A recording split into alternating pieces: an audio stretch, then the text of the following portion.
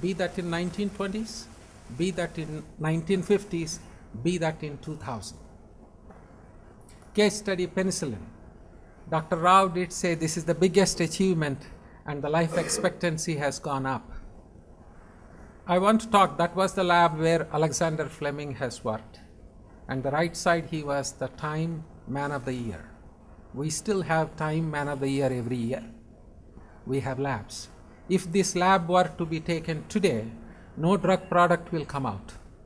The message I'm trying to tell is we understand science, we progress science, we apply technology for quality of medicine to go up. The penicillin was discovered in 1928. I want to tell ladies and gentlemen, first time it was used in humans was 1941. The patient died not because of activity. There was no supply of API. Can you imagine after working for so many years there was no API? The message I'm trying to get at that point was, this was the challenge at that time to generate API. They do not know how to handle the difficult situation.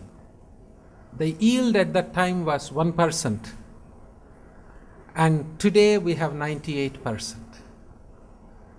Pfizer was producing citric acid. They stepped up and understood the knowledge of fermentation.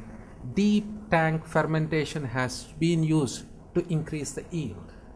We have increased yields, but unstable and heat sensitivity were the biggest problems of those days. They found out in the name of lyophilization. It was not the technology which was used for drugs and pharmaceuticals, but we found solutions somewhere else. So science and technology provide solutions at that point for that problem. That's what we need to look.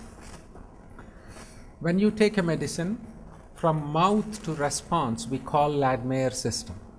The drug passes through various pathways. Throughout that, if you look at the right side of my hand in the slide, solubility to functional groups is associated with API. The first message I gave was API is scarcity. We found solution to get. When you understand API, I want you to think, ladies and gentlemen, biology, biopharmaceutics will convert that API into a drug product.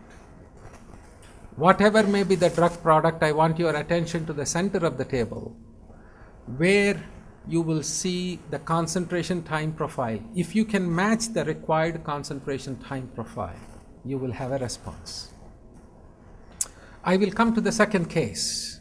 Everybody in science wants to receive on December 10th Nobel Prize. I'm going to talk about a Nobel Prize case, and at the same time how pharmaceutical science did not help at that time. This is Professor Nash, submitted his PhD at the age of 28. It is 28 pages thesis with 2 references. He is the only Nobel Prize winner who was unemployed when he got a Nobel Prize. And he was on US Social Security system. Can you imagine?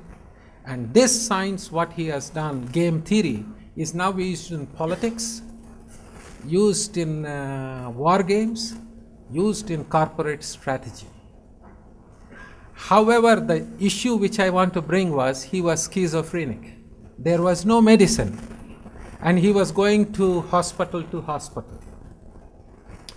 Risperidone was approved for schizophrenia in 1993 as a tablet. All conventional wisdom in pharmaceutical sciences indicate after tablet you will go to the controlled release. That is what we learned throughout the pharmaceutical industry. The next formulation approved was a solution, which is unheard. They are trying to understand biology, but they are not able to find the solution. Then they felt, after solution we will go to the controlled release.